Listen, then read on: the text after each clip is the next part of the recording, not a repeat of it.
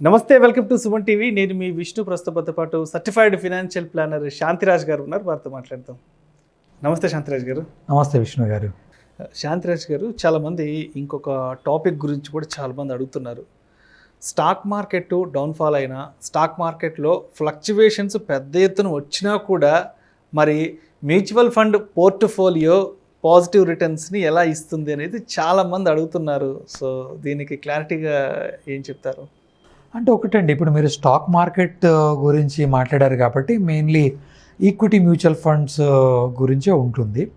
So జనరల్గా ఏంటంటే stock market అంటే మనం ఇండివిజువల్ కంపెనీస్లో మనం ఇన్వెస్ట్ చేస్తూ ఉంటాము. సో మన ఒక అనాలిసిస్ బట్టి కానివ్వండి, మన ఇన్ఫర్మేషన్ ప్రకారం కాబట్టి 1, 2 లేదంటే ఒక 10-15 స్టాక్స్ జనరల్గా ఒక ఇండివిజువల్ అనేది నా దృష్టిలో ఒక 10 నుంచి 15 స్టాక్స్ వరకు మ్యాక్సిమం ట్రాక్ చేసుకోగలుగుతారండి. ప్రాక్టికల్గా అయితే 10 స్టాక్స్ కన్నా ఎక్కువ పెట్టుకోవడం అనేది చాలా రిస్క్. యాక్చువల్గా అంటే ట్రాక్ చేసుకోలేరండి, పోర్ట్ఫోలియోని రెగ్యులర్గా మానిటర్ చేయలేము.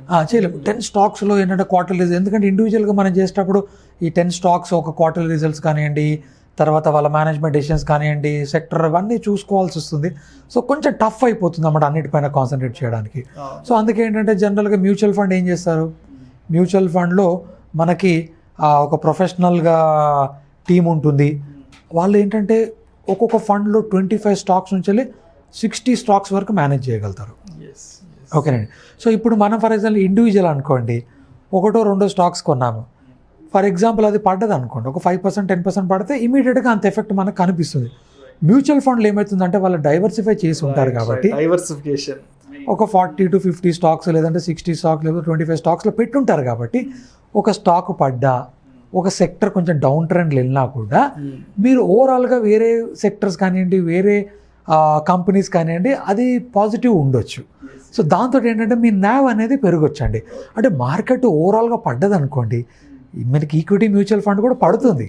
కాకపోతే ఓవరాల్గా ఓవర్ పీరియడ్ ఆఫ్ టైం ఏమైపోతుంది, ఈ రిస్క్ అనేది ఎక్కువ తీసుకోవడం ఫండ్ మేనేజరు 100% కన్విక్షన్ ఉందనుకోండి, మ్యాక్సిమం 8% వెళ్తాడు, ఆర్ మ్యాక్సిమం 10% వెళ్తాడు. దాంట్లో బియాండ్ దట్ వెళ్ళాడు.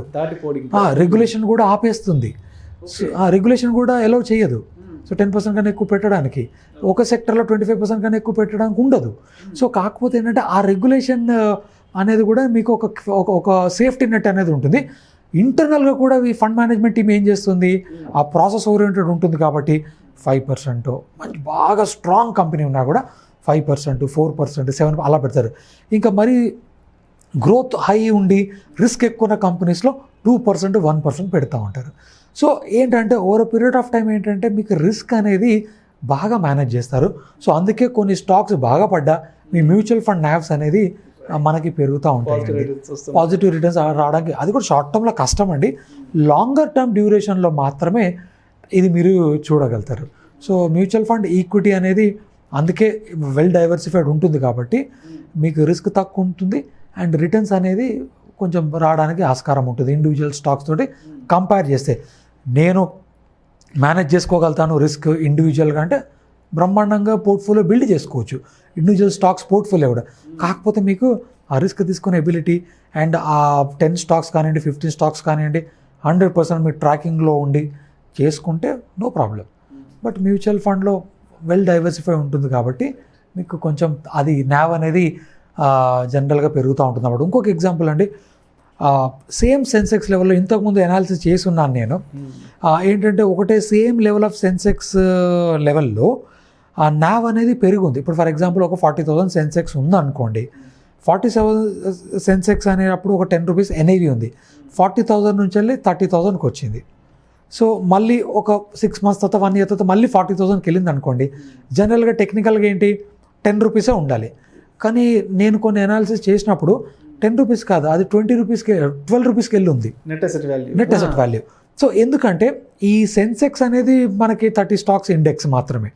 సో ఆ సెన్సెక్స్ మళ్ళీ అదే లెవెల్కి వచ్చినా కూడా ఈ ఫండ్ మేనేజర్ అనేది ఆయన ప్రాపర్గా పోర్ట్ఫోలియోని కరెక్ట్ డెసిషన్ తీసుకొని కరెక్ట్ ప్రాఫిట్ బుక్ చేసుకొని వేరే అట్లా చర్న్ చేసినప్పుడు మీకు ఆ NAV అనేది పెరిగి ఉన్న సందర్భాలు ఎన్నో ఉన్నాయన్నమాట.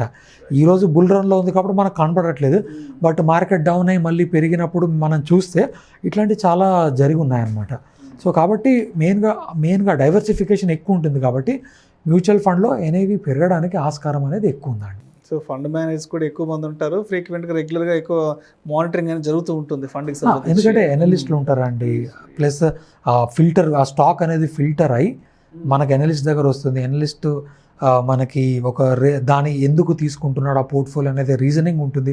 తర్వాత ఫండ్ మేనేజర్ లాస్ట్ డెసిషన్ తీసుకుంటాడు, ఇవన్నీ క్వశ్చన్ చేస్తాడు ఎనలిస్టులని, ఇది మనం ఎందుకు తీసుకోవాలి మన పోర్ట్ఫోలియోలో, మన ఇన్వెస్టర్స్కి ఎంత లాభం ఇది. సో ఇవన్నీ దృష్టిలో పెట్టుకొని ఎంత పర్సంటేజ్ తీసుకోవాలి, దాని ఇంట్రెస్టిక్ వాల్యూ ఎంత, దాని వాల్యుయేషన్స్ పరంగా చీప్ ఉందా, మోడరేట్ ఉందా, కాస్ట్లీ ఉందా, ఎంత తీసుకోగలుగుతాం, ఇవన్నీ దృష్టిలో పెట్టుకొని తీసుకుంటాడు. కాబట్టి జాగ్రత్తగా మేనేజ్ చేస్తూ ఉంటారు. కాబట్టి జనరల్గా మనకి NAV అనేది కంటిన్యూగా పెరగడానికి ఆస్కారం ఉంటుంది. బట్ మార్కెట్ పడ్డప్పుడు ఇది కూడా పడుతుంది. కాకపోతే ఓవరాల్గా కొంత సేఫ్ జోన్లోకి తీసుకెళ్ళడానికి మనకి ఫండ్ మేనేజర్స్ అండ్ 100% ఏంటంటే 5 years అబోవ్ ఉన్నప్పుడే మనము ఈక్విటీలో ఇన్వెస్ట్ చేసుకోవాలండి. జనరల్గా షార్ట్ టర్మ్ ఉంటే నాట్ రికమెండెడ్ జనరల్గా. అది విష్ణు గారు. అంటే శాంతిరాజ్ గారు, ఇప్పుడు మీరు చెప్తున్నట్టు డైవర్సిఫైడ్ ఫండ్స్ ఉంటాయి కాబట్టి కొంత సేఫ్ జోన్లో ఉంటాము, పెద్ద రిస్క్ అనేది ఎక్కువ ఉండదని చెప్తున్నారు. మరి మ్యూచువల్ ఫండ్స్లో కూడా సెక్టర్ వైజ్ ఫండ్స్ ఉంటాయి కదా, మరి అలాంటప్పుడు పరిస్థితి ఏంటంటారు? గుడ్ అండి. సెక్టర్ ఫండ్స్ ఏంటంటే అండి, ఇప్పుడు డైవర్సిఫైడ్ ఫండ్ అంటే అన్ని స్టాక్స్లలో డిఫరెంట్ కంపెనీస్లలో పెడతా ఉంటారు, డిఫరెంట్ సెక్టర్స్లో పెడతారు. ఆటోలో కానివ్వండి, ఫార్మాలో కానివ్వండి, లేదంటే ఐటీలో కానివ్వండి, బ్యాంకింగ్లో కానీ ఇలా పెడతా ఉంటారు. సో దట్ కొంత పర్సంటేజ్ తక్కువ ఉంటుంది అనమాట అన్ని సెక్టర్స్తో చూసుకుంటా ఉంటే. సెక్టర్ ఫండ్ ఏంటంటే డెడికేటెడ్గా ఆ పర్టికులర్ సెక్టర్ ఓరియంటెడ్ ఫండ్స్ అనమాట. For example pharma fund, IT fund, banking and financial services fund, infrastructure fund. So ఇవన్నీ థీమాటిక్ కింద వస్తాయి అండ్ సెక్టర్ ఫండ్స్ అంటాం అనమాట. సో జనరల్గా దీంట్లో రిస్క్ ఎక్కువ ఉంటుంది. సో వీళ్ళు ఏం చేస్తారు, దీంట్లో ఒక స్టాక్ నచ్చింది అనుకోండి 25% కూడా పెట్టేస్తారు. సో కాబట్టి సెక్టర్లో NAV ఫ్లక్చుయేషన్స్ అనేది ఉంటుంది. ఏ ఇన్వెస్టర్ ఇన్వెస్ట్ చేయాలి, వారికి ఆ సెక్టర్ పైన బాగా అవగాహన ఉండి, ఇప్పుడు ఐటీ సెక్టర్ ఉందనుకోండి, ఐటీ సెక్టర్ అనేది stable sector. So long term, medium term two long టర్మ్లో గ్రోత్ పొటెన్షియల్ ఎక్కువ ఉంది. ఐటీ సెక్టర్లో ఇన్వెస్ట్ చేసే ఫండ్లోనే పెట్టాలనుకుంటే మీరు ఐటీ సెక్టర్ ఫండ్స్లో పెట్టేయచ్చు. FMCG కాన్సన్ట్రేటెడ్ ఫండ్స్ ఉంటాయి, ఫాస్ట్ మూవింగ్ కన్జ్యూమర్ ఫండ్స్ అనేది. దాంట్లో కొన్ని ఫండ్స్ చూసుకుంటే ఐటీసీలోనే 20-25% పెట్టున్నారు ఒక్క స్టాక్లోనే. సో ఇది ఏమవుతుందంటే కొంచెం రిస్క్ ఉంటుంది. ఆ స్టాక్ పడ్డది అనుకోండి, మీకు పోర్ట్ఫోలియో పైన ఎఫెక్ట్ పడుతుంది. ఎందుకంటే డైవర్సిఫైడ్ కాదు కదా, ఆ సెక్టర్లోనే ఎక్కువ మోర్ దెన్ అప్ టు 65% వరకు ఈజీగా పెట్టేస్తూ ఉంటారు. కాబట్టి అప్పుడు 80% వరకు కూడా పెడతా ఉంటారు. సో సెక్టర్ ఫండ్లో రిస్క్ ఎక్కువ ఉంటుంది, NAV ఫ్లక్చుయేషన్స్ కూడా ఎక్కువ ఉండడానికి ఆస్కారం ఉంటుంది. ఓకే, కానీ ఆ సెక్టర్ ఒకవేళ భూమిలో ఉందనుకోండి, రిటర్న్స్ కూడా డైవర్సిఫైడ్ ఫండ్ తోటి కంపేర్ చేస్తే చాలా ఎక్కువ ఉండడానికి ఆస్కారం ఉంది దాంట్లో. సో NAV ఫ్లక్చుయేషన్స్ దీంట్లో కూడా ఉంటాయి. అంటే ఒకటే కంపెనీలో దీంట్లో కూడా పెట్టారు, కానీ డైవర్సిఫికేషన్ కూడా ఎక్కువ ఉండదు. ఆ సెక్టర్ ఓరియంటెడ్లోనే డిఫరెంట్ కంపెనీస్లో పెడతా ఉంటారు అనమాట. కాబట్టి రిస్క్ ఎక్కువ ఉంటుంది, NAV ఫ్లక్చుయేషన్స్ ఉంటుంది, రిటర్న్స్ కూడా అదే విధంగా మనకి చేంజ్ అవుతూ ఉంటాయి విష్ణు గారు.